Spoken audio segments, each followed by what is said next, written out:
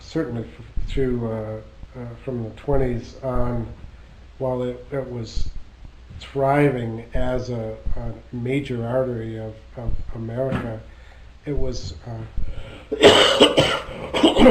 it was a very important commercial artery for truckers, because, which is essentially why Route 66 was developed, was for commercial traffic.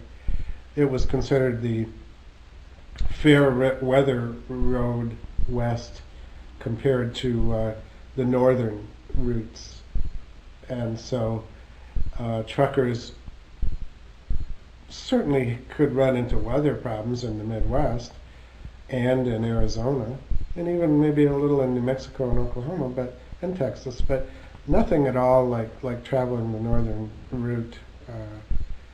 So commercially it was a boon to America.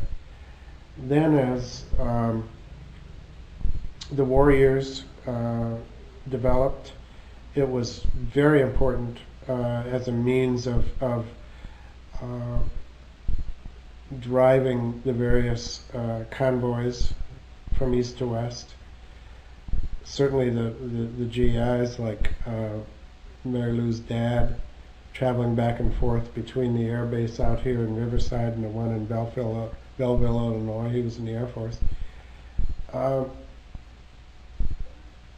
We go back to, although I can't say that it made any major economic difference when the Okies fled the Dust Bowl.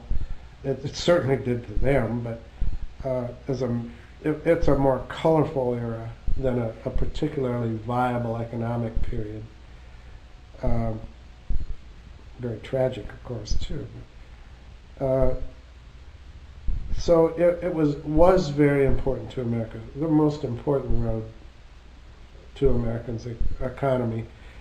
And then it brought travelers, tourists from the Midwest and the East to the West, to the Indian Territories, to Grand Canyon, to eventually to Disneyland and California.